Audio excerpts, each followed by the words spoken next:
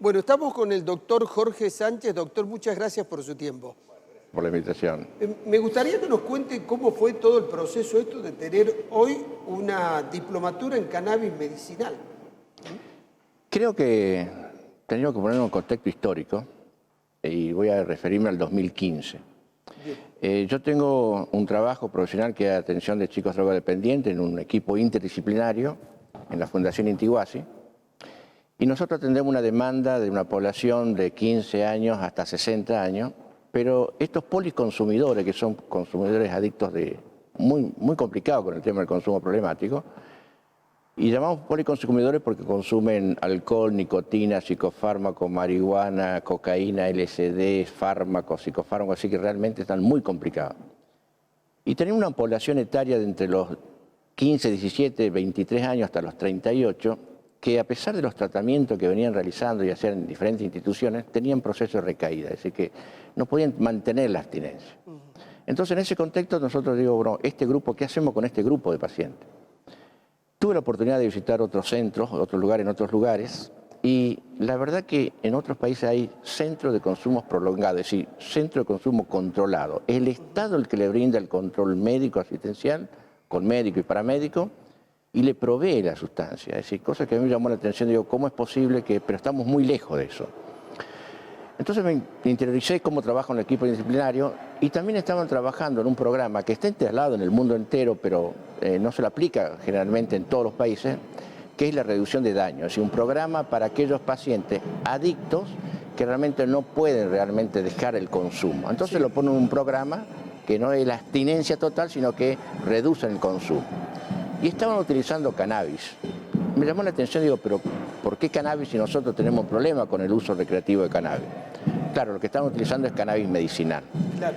Eso me llevó a traer a mi equipo la idea y decirle, mire, esto lo que generó realmente un resquemor, porque ¿cómo vamos a tratar cannabis como puerta de salida? Si están mencionando que es puerta de ingreso. Coincide que esta temática que estoy hablando en 2015, que nosotros en 2016 estábamos en reforma universitaria. Entonces yo pertenezco a la Facultad de Medicina, en la Cátedra de Farmacología, soy docente, y en esa reforma nos pedían que incorporemos nuevos temas, que realmente podamos aportar nuevos temas. Y a mí se me ocurre decir, bueno, creo que cannabis medicinal debe estar en los programas. Bueno, no hubo una aceptación porque creían que no, que eso correspondía a los adictos, que correspondía a toxicología. Y yo digo, yo creo que cannabis en el futuro ya no se puede ejercer medicina sin cannabis. Además, el mundo entero ya sabe lo que es cannabis. Eso es lo que le iba a decir. ¿Usted se inspira en lo que estaba ocurriendo en el mundo? Sí, yo le voy a decir, porque digo, yo creo que la universidad y la facultad, fundamentalmente, deben ser vanguardistas, deben estar adelante y darle toda esa información que a veces nos cuesta recibirla, pero cuando uno la recibe tiene que transmitirla. No, le preguntaba esto porque la Argentina a veces atrasa 15, 20 años en todo lo que hace el mundo. El cannabis medicinal, el consumo del cannabis en el mundo está como liberado en el mismo Uruguay de hace años, ¿no? Le voy a contar esa historia. Bien. Entonces resulta que en ese contexto, y usted que menciona Uruguay, nosotros pertenecemos a un grupo que se llama Grupo Argentino de Uso Racional del Medicamento, donde se habla solamente de medicamentos, que es el GAPURMED. Ocurre un evento en Uruguay donde entre los ejes temáticos, además de los fármacos, pone cannabis medicinal. Dije yo, es la primera vez que van a poner el cannabis dentro de los fármacos. Nos vamos a Uruguay. En Uruguay tuve la oportunidad de entrevistarme con el decano y con el jefe de la cátedra de farmacología de la Facultad de Medicina de Uruguay. Le planteé, le digo, tengo esta dificultad. No, dice, Jorge, nosotros acá estamos haciendo posgrado. Ellos ya tenían un posgrado, es decir, posgrado, miren lo lejos que estábamos nosotros. Y nosotros ellos ya tenían leyes, ya se vendía. Yo la primera semilla que lo compré en la vía pública en Uruguay. Es decir, que realmente era abismal la diferencia que tenía. Sí, perdón, discúlpeme una pequeña infidencia. Cuando estuve el año pasado en Europa, en varios países encontré máquinas expendedoras en la calle. Sí, por eso. Con distintas formas en que venía presentado el cannabis y con distintos precios, usted iba y lo ponía, y me di cuenta que era legal porque no había ningún policía cerca. Correcto. Lo único que piden es que no sea menor de edad. Exacto, correcto. Pero ¿qué pasa? Uruguay tenía ya los vigentes legales. Nosotros acá en el 2015 era un riesgo, estamos hablando de... No, claro. Yo recuerdo en ese momento... Era tema prohibido. Claro, entonces en ese contexto, yo me acuerdo que todavía docentes y profesores, me acuerdo en Brasil también fueron detenidos por hablar de cannabis medicinal. En ese contexto, entonces, vengo a la cátedra y digo, ¿cómo puedo hacer para que yo pueda transmitir esto? Se me ocurre armar un módulo optativo. El módulo optativo en una facultad, en una cátedra, es únicamente una capacitación para alumnos voluntariamente de un tema que un docente elige. Y ese módulo optativo puede tener 5 o 10 alumnos y se desarrolla durante 4 semanas, un mes, y los alumnos tienen la opción de hacerlo. Yo elijo hacer uno de cannabis, digo, bueno, si tiene recepción, lo largo, si tiene 1, si tiene 10, y para sorpresa fue el primer corte de ese módulo optativo fue de 142 alumnos. Increíble. Increíble. Sí, cosa que nos daba la pauta de que había una demanda del alumnado. Insatisfecha. Y porque yo había buscado, yo para hacer el módulo, dentro de las cosas que hice, busqué todos los programas de la Facultad de Medicina, de la currícula, y no figura ningún tema de cannabis y no figura el sistema endocannabinoide. Es decir, una materia como es fisiología no pone el sistema endocannabinoide como material de estudio para el alumno. Entonces le estamos pidiendo al egresado de nuestra universidad que hable sobre cannabis, que entienda cannabis, que pueda, pero si no tiene la formación, no había forma de que realmente pueda. Eso llevó, la verdad, que todos los módulos que fuimos dictando eran enormes, no teníamos aula porque era presencial, tal así que la facultad nos brindó aula que pueda tener una capacidad de más de 100 alumnos. Y con el transcurrir del tiempo fue que después cayó pandemia, que realmente eso complicó mucho. Pero hubo muchos docentes, muchos colegas, médicos, bioquímicos, que me pedían que les brinde el módulo. Y yo le decía, no, el módulo es una cosa básica, es para alumnos. Y justamente la resolución salió que era para alumnos de 3º a 5º año solamente en la Facultad de Medicina que tienen aprobado farmacología básica. Ese era el requisito para cursar. Entonces digo, pero esto no es para un egresado ya. Entonces se me ocurre comunicarme con quien fue un referente importantísimo, que es Marcelo Morante, que es el mayor referente en nuestro país sobre el tema cannabis, y decirle, mira Marcelo, tengo esto y se me ocurre una idea. Yo le llamo a esto ideas delirantes, porque cuando uno tiene una idea de esta naturaleza, alguien va a decir, no, vos estás loco para hacer eso. Pero creo que estos tipos de ideas a veces transcurren así, y puede ser una locura en un inicio, pero después la disfrutan los cuerdos. Hay que arriesgarse a hacer eso. Y cannabis, hoy se puede hablar, pero en aquel momento contexto. Lo que pasa es, doctor, como dicen los filósofos, hasta las ideas tienen un tiempo para ser aceptadas. Exacto. Cuando están planteadas fuera de época... Es una locura. Es una locura. Hoy cuando uno habla de cannabis no tiene esa connotación ilegal y negativa que teníamos en el 2015. Claro, eso cambió totalmente. Por eso digo, pero le estábamos pidiendo a un profesional que hable sobre el tema o que entienda el tema si no tenía su formación. Claro. Entonces, usted parte, discúlpeme, de la idea que tanto el sistema nervioso, el sistema mental, todo el organismo puede recibir beneficios del consumo del cannabis medicinal. Sí, pero hay que tener en cuenta una cosa. Es decir, una cosa es, supongamos, el uso recreativo, sí. Porque tenga en cuenta que usted está hablando de la planta que tiene 500 principios activos y de los cuales hoy ya está estudiado más de 100 cannabinoides. Es decir, que hay principio activo. Los más estudiados tenemos THC y CBD, esos son los más estudiados, pero hay muchos otros, es decir, esos fitocannabinoides. Pero nuestro organismo forma sus propios cannabinoides, y eso se llama endocannabinoides, anandamida y DOAG, esos fueron nosotros. Por eso es importante, como usted dice, que los médicos tengan formación, porque esto solo debe ir recetado, porque si yo genero mi propio cannabinoide y encima consumo más, ahí tengo un problema. No, claro, lo que usted tiene que entender es lo siguiente, si el sistema endocannabinoide tiene una particularidad diferente de otros sistemas, porque es un sistema que mantiene la homeostasis. Es decir, no es como los otros neurotransmisores, que el organismo lo forma, lo guarda en una vesícula y después cuando viene un impulso lo larga. Cannabinoide no. Ese forma demanda cuando necesita, pero necesita tener una estabilización para eso. Claro. Ahora, si nosotros incorporamos, porque Machulan, cuando se preguntó esto, ¿cómo es posible que el producto de una planta ingrese en un organismo y actúe? Tiene que haber algo adentro para que lo que actúe, ese receptor que va a recibir esa molécula externa, realmente pueda generar una acción. Bueno, pero no es la primera hierba que es beneficiosa para la salud del ser humano. Esta es una hierba más. Los fármacos derivan de la fitoterapia. Entonces, usted los fármacos que tiene hoy, porque en ese contexto usted tiene los fitocannabinoides, que están en la planta, los endocannabinoides, que somos los que producimos nosotros en nuestro organismo, todos los seres humanos y los animales los producen, y están los cannabinoides artificiales, es decir, o químicos, son los que forman la industria. En 2015, yo a mis alumnos les daba las imágenes de los fármacos que estaban en Estados Unidos, Israel, Gran Bretaña. No tenía imagen de fármaco acá. Hoy tenemos fármacos que ya están autorizados por el ANMAT en nuestro medio. Transcurrió una década. Claro. ¿De acuerdo? Entonces el alumno ya tiene la información y la formación de decir, Me explicaron que hay un sistema endocannabinoide que yo desconocía, no tenía. Entonces, en ese contexto, la utilización, porque hay que tener en cuenta que también cuando hablamos de cannabinoides medicinal, estamos hablando de una herramienta terapéutica, ¿de acuerdo? Y en esto quiero dejar bien claro. Es una herramienta terapéutica dentro del arsenal terapéutico que tiene un profesional médico. Él va a decidir en qué momento, de acuerdo al diagnóstico que haga, y el beneficio que le puede ocasionar la aplicación de este producto o no, lo que sería una fitoterapia.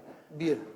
En primer lugar, no es de primera línea, no es para toda patología y tiene que haber un muy buen diagnóstico, y esto se trabaja no solo médicos, sino un equipo interdisciplinario. Qué interesante que me haya dicho esto, porque a mí me costaba hacer este bloque, doctor, de la que la gente crea que nosotros estamos irresponsablemente hablando con toda libertad de esto que se tiene que manejar con mucho cuidado. A ver, está comprobado que es analgésico, antiinflamatorio, que soluciona problemas de insomnio, soluciona problemas de estrés, de toda esta cosa. Pero es como usted dice, lo tiene que determinar un profesional y para un paciente determinado. No todo aquel que tiene insomnio se va a ir a consumir cannabis medicinal.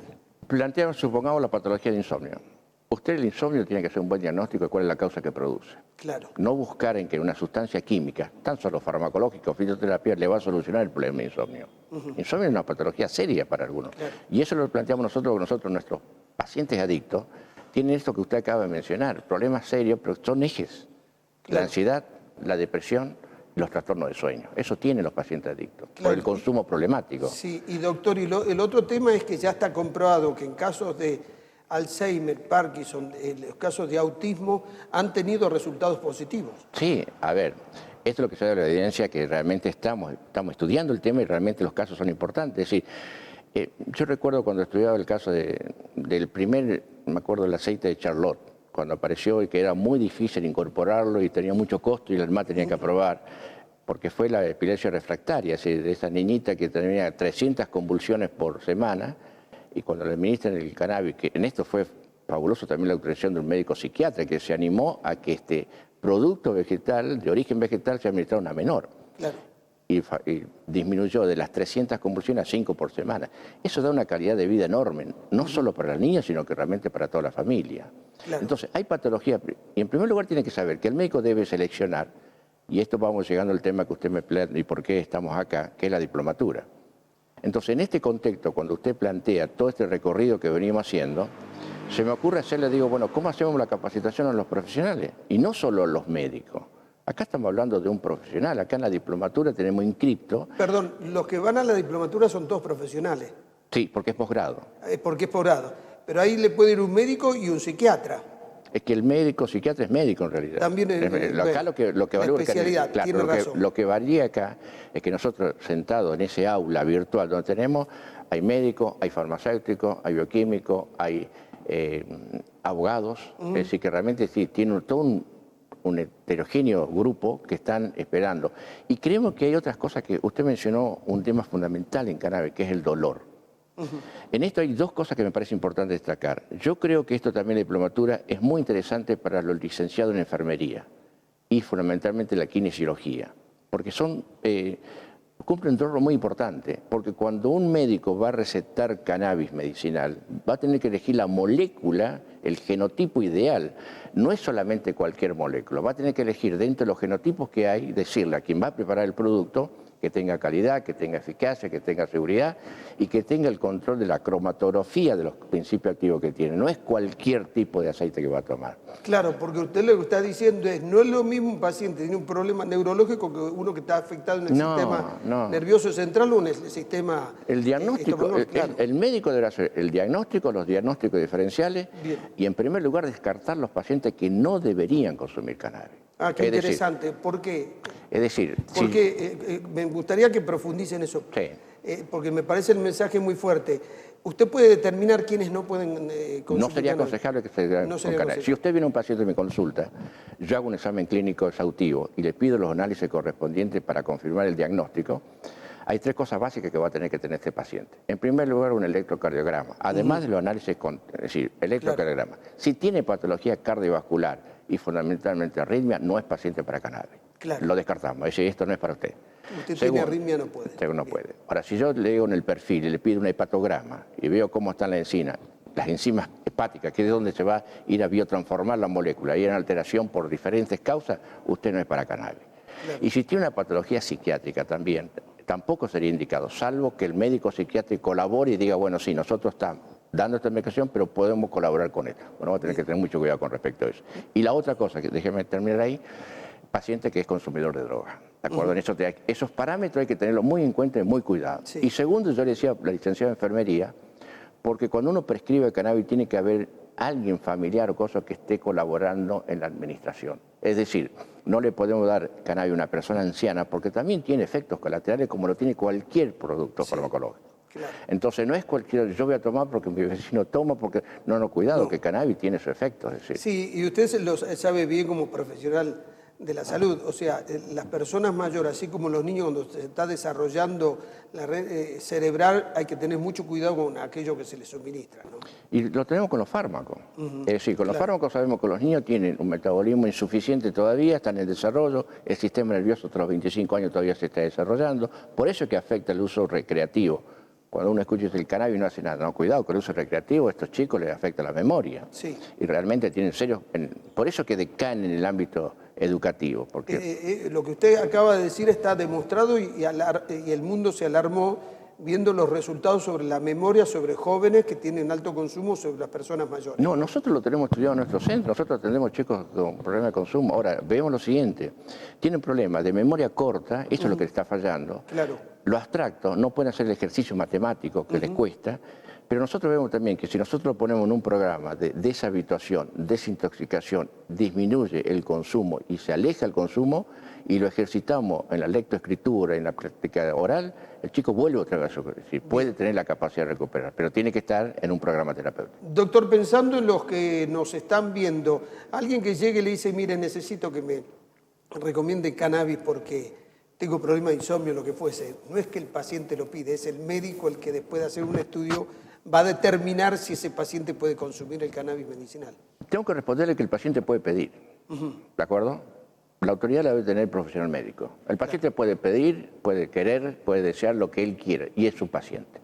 Incluso hoy el sistema del paciente, los pacientes, eso cambió mucho también en la atención médico-paciente. Hoy un paciente puede llegar con la información del doctor Google, con el diagnóstico, el tratamiento y quiero que me haga esto. Ahora, como profesional tengo que hacer un diagnóstico diferencial y decirle, mire señora, esto está determinado que la patología que usted tiene no sirve para esto, esto no es utilizable y lo que usted necesita es esto. Porque muchas veces yo atiendo pacientes adictos realmente y acá tenemos serios problemas con el consumo de fármacos, psicofármacos y analgésicos derivados de morfina como es la nubaína y le digo, mire, el problema suyo son los fármacos y además la medicación social que está sobremedicada.